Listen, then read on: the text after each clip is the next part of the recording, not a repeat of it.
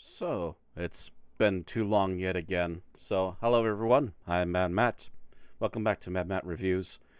I'm finally going to hit this movie, not to mention finally get another review out. It's been way too long since both have happened, and I'm very sorry about that, but the day job has been very difficult, and it's only recently due to, first of all, having enough hours in the week that in only a few days that I can actually have a few days off, but also because I've been working what I do for this channel that I can finally find the time to do this again.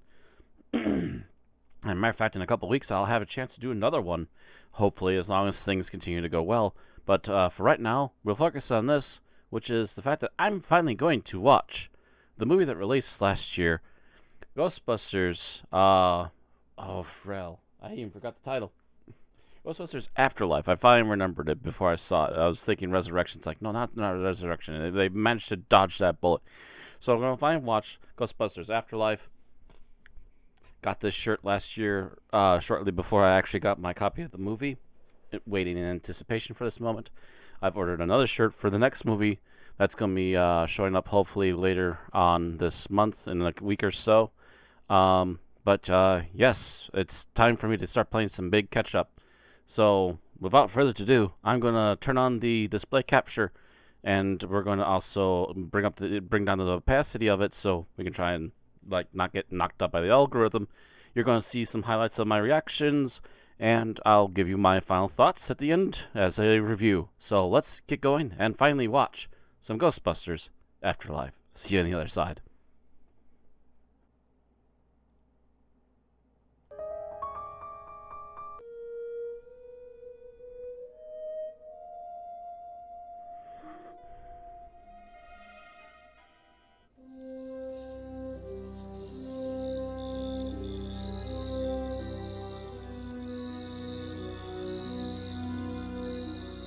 It means we're staying. You said we were only gonna be here for a week. Yeah, well, that was before we got evicted. You said you had money saved up. Yeah, well, that was before I had children. She found the detector. To be fair, you've never been good with money. Thanks, Phoebes.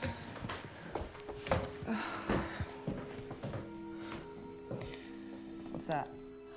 How am I supposed to know? Can I help you? Hey. Hi. We're.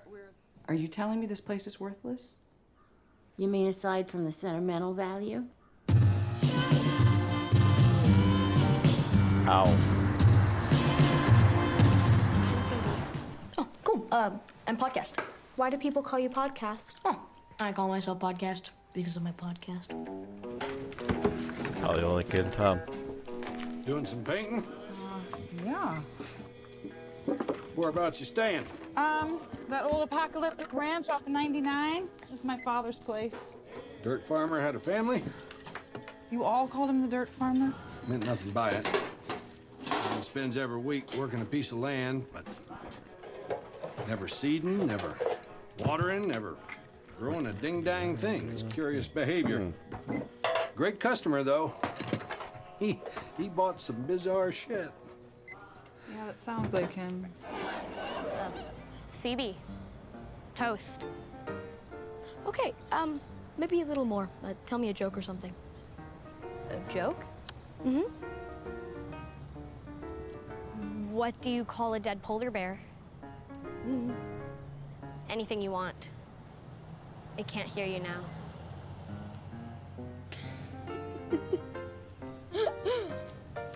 Wow, mine's been closed since the 40s. I just put all these signs up because, hazardous chemical leaks and any kind of dynamite. I do this.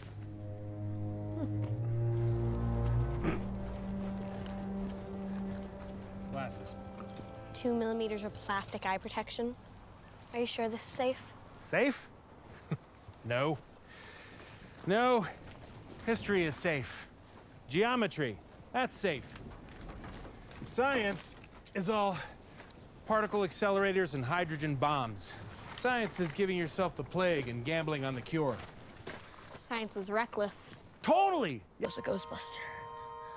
Yes, I'm aware.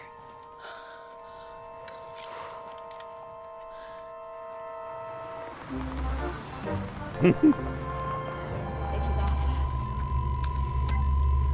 Her feet are planted. Her face is poised. Will this be the moment of her death? Nobody knows.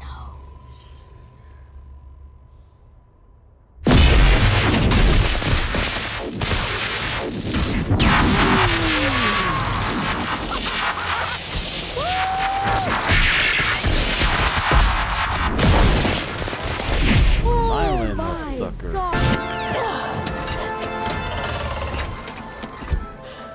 Phoebe, you're... I'm a scientist. Hey, Flat Top! Have you missed us? Those are the Gozerian. The name of the county of Somerville, state of Oklahoma, the U.S. Fish and Wildlife Service, all the members of Ducks Unlimited, the Association for the Advancement of Retired Persons. I command you under the National Invasive Species Act to depart this world immediately. Bravo. Over time, eh? I think she remembers us. Are you a god? Ray? Oh, come on, Ray.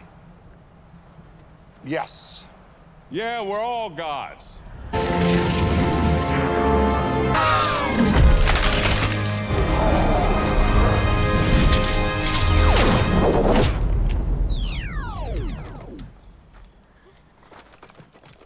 Somebody still covered in marshmallow.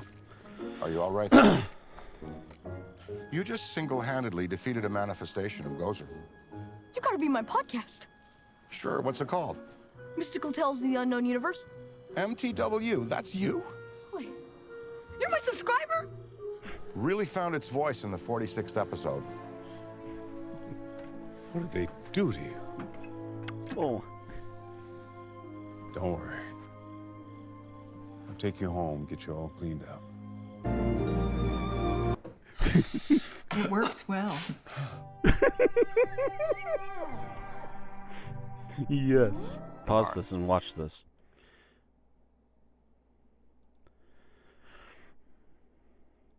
So, my thoughts on this thing. Not only has this movie been able to tug at my heartstrings on a character that was very much set on, you better do it right or else I'm going to be pissed, because I remember what happened to certain other characters in certain other franchises that they had passed on, and they kind of, it felt like pulling up a marionette of their body on the stage and doing a horrible show. This, obviously, they couldn't get Harold Ramis to come back as Egon because he has already passed away. He passed away a very long time ago at this point. I will say that the body double they got for him, I assume they digitaled him up a bit, and the fact that they also made him a ghost effect probably hid any of the digital effects to make him look like Harold. And it was a very wise choice.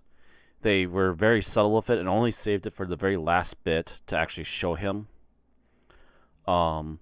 Tastefully done, and obviously done with care.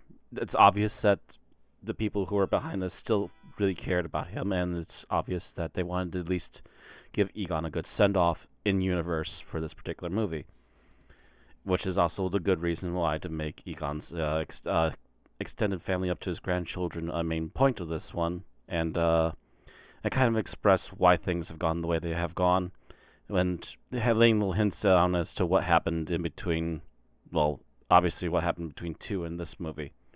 The visual effects are, as you would hope and expect, are on par. The ghosts very often look like animatronics. They could be animatronics, and I'm sure that some of them were, but at the same time, they didn't go overboard with the visual effects to animate them. They still tried to make them basically look like the animatronics, which is actually a good idea. It's a little more faster moving and a little more lively than the animatronics would ever be, but it helps make it feel a little more real.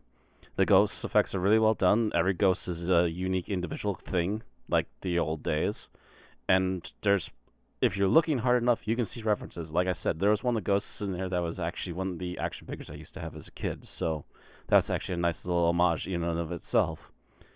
But yeah, so there's just a lot to really like here. I do think that this is a very strong sequel. I understand going back to Gozer for this one, even if it is basically retreading a little bit, but you want to set up things so you can then maybe move on. And from what I've been hearing, that's the plan, is that they are working on the next sequel.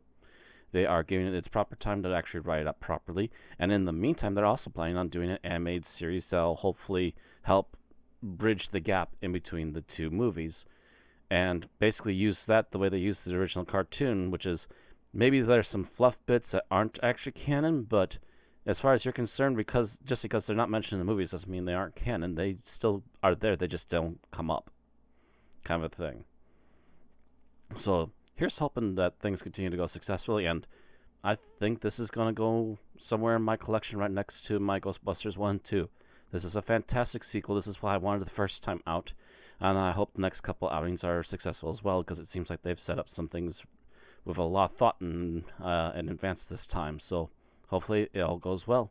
And that's my final thoughts on Ghostbusters Afterlife. Thank you all for watching, and I will see you all again later this month for some Halloween. See you all then.